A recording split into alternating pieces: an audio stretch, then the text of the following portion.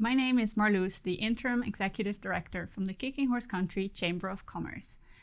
I sit here with Rebecca at the Optometric Clinic in Golden to celebrate women in business.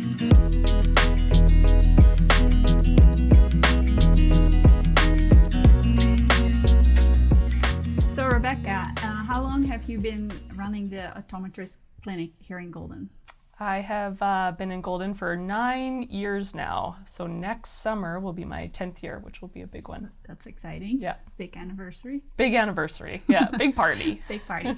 And can you share a little bit more how you got into this profession and why Golden?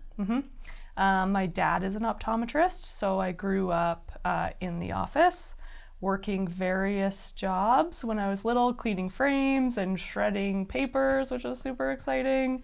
And then I pre-tested for my dad and worked at that clinic for a long time. And it was always something that I was interested in and I had a background in. And I did my first degree in physiology. And then I decided that that was the way that I wanted to go.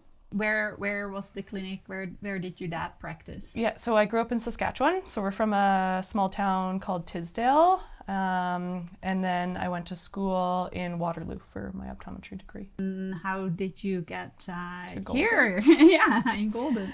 There was actually a posting in like the Canadian Association newsletter that there was a practice for sale in Golden. And I had been doing some of my rotations and I was working in the city and I had worked down in the States a little bit. And I was thinking like, city optometry is not really for me. And I saw this ad and Dad and I flew out over Christmas. We had never been to Golden, just did the whole drive-through that everyone does. And then we came and checked out the clinic and I was like, this is where I want to be. So Rebecca, how is it to be in a leadership role as a woman? I think that I experienced a lot of the same things that a lot of young professionals experience. You really have to prove yourself, right, when you come out of school, and you have to earn your patient's trust, which is totally normal, right? But there was a lot of time spent with patients, going over their ocular health and managing their eye diseases and meeting all of their visual needs. And at the end of the exam saying, do you have any other questions? And then they say, yeah, when do I get to see the doctor? You're like, here I am, it's me. And then there's just things that you learn, like only putting your first initial down, right? So that nobody knows that you're a woman. And then you have the specialist phone you and they're always surprised, like, oh, you're a woman. Yeah, I am. Who did you think it was, right? Yeah. So, but I'd say the main challenge that I'm facing right now is being a new mom, right? Yeah. And trying to find that balance, which is really hard. And I find a lot of feedback from people on whether I took too much time off, right? Or not enough time off. Right. And the guilt that you feel when you're at home, right? And you're not in the office taking care of the patients that need you. And vice versa. And vice versa when you're in the office, not at home with your daughter, right? So it's obviously the guilt that you put on yourself is the worst. But just trying to find what makes our family work and makes me happy and makes our daughter happy and makes our family function in a way that's healthy for all of us, right? Sure. How big is your team that you have here that supports you during those periods? Yeah, I have 5 staff right now. Cool. And support is like the word for it. I would not be able to come back full time and manage everything at home without my staff. They are amazing. They support me in whatever I need. They change my schedule if I need to. They will, they watch the baby if I have to bring her in with me. So they've been so amazing, and I wouldn't have been able to work as much as I have been without them. And then I have great support at home. Do you have any mentors or role models in your life? That's interesting. I think I look up to even a lot of the women in town, right? Golden is a place where there's tons of female business owners. Like, you're not out of the norm to be a female in the business world here, which I think is really great. And women in Golden, like, they own flower shops, and they own gyms, and they own restaurants, and they own clothing stores, and they own massage clinics and physio clinics, right? And they're not just surviving, they're killing it. They're bringing their newborn babies to work, right? They are moving into bigger spaces. They're getting more merchandise. Like, they are thriving. For sure. And so I feel like the business community here, especially among the women, is really supportive, personally and professionally. And it's really nice to have a lot of women to look to, right, when you're in business. Yeah, that's awesome. Yeah, that's great feedback. And that's exactly how I experienced Yeah. Golden as well. Yeah. So it's not out of the norm. And it's good for people to see. It's good for, like, young women to see. When I have younger patients in here, I always try to encourage them, like, did you like your eye exam? Maybe you could do this, right? You could be an optometrist, right? So just putting those thoughts in their head, that they can see a woman in this position so that they can do it too. Rebecca, can you share a successful moment in your life that you're very proud of? In terms of business, it's going to be the new office space, right? So totally accessible to everyone and way more functional. But I'm also very proud of the eye care that we've provided in Golden. I'm really proud of the care that my staff has given the patients, right? I'm proud of the technology that we have here for a rural clinic, right? And that we're able to manage and treat a lot of eye diseases that other communities can't. I'm also proud of the eye care that we've provided outside of Golden, right? When we go down to South America with Change for Children, we really work hard to address our environmental impact in this office, which I'm really proud of as well. And then almost all of my staff is trained as certified optometric assistants, which is really important to me. I have someone going through school right now, so they put in the work and the time and the hours so that they can better serve the community as well. Nice. Can you explain a little bit more about the environmental processes you put in place? So we're moving away from paper files, right? We've moved into paper bags instead of plastic bags.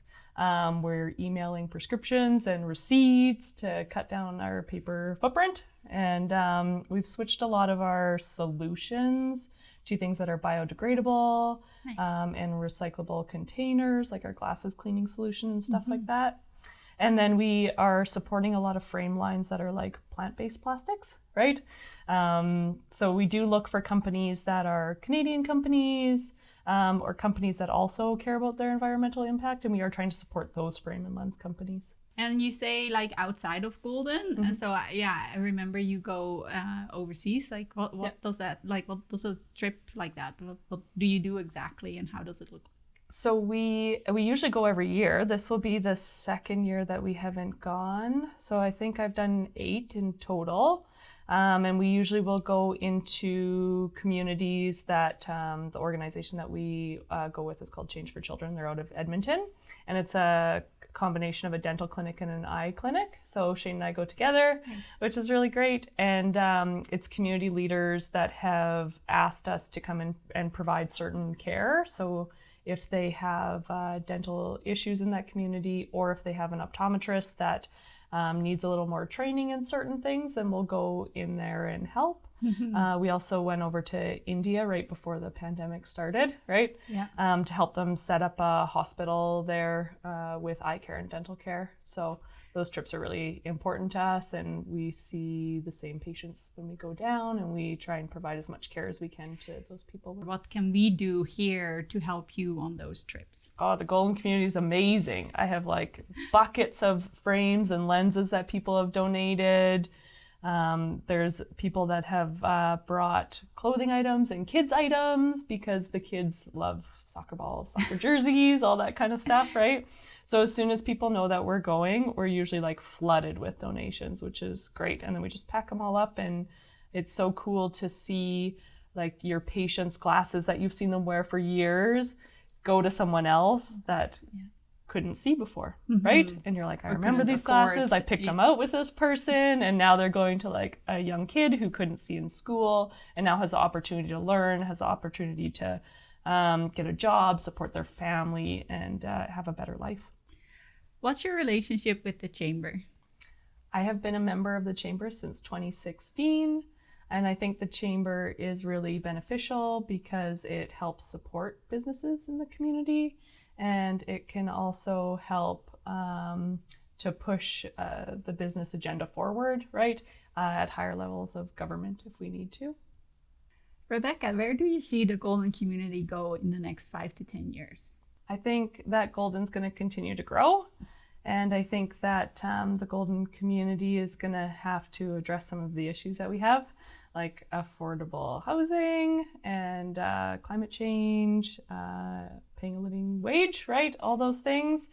But I think Golden's up to the challenge, and I think I have a lot of faith in our youth these days, right? Being involved with the Interact Club, and also I think that, as always, women are going to lead the way.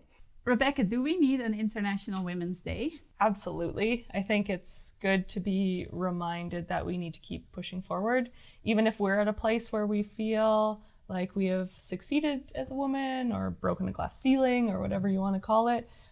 It's us that are going to break the barriers for the generation below us, right? Just like the women before us broke barriers for us. So it's our job now to keep pushing and to remember that all things aren't equal at this point. The last stat that I read was still an 11% wage gap between women optometrists and men optometrists, right? So we need to keep pushing. We need to keep reminding people that there are these inequalities so that they can be rectified. How do we continue to support women in business after this month of celebration? We always, as a family, try to support local first of all, and then if there's a woman in business that is starting out new, you make sure that you go to their store and you support them. And if someone's moving, right, make sure that you're supporting them at their new location, following them on social media, making sure that you're sharing and liking their posts, following women creators that are putting social media posts out there for their business, right? Making sure that you're supporting them in every way that you can. Rebecca, can you share a moment in your life that success?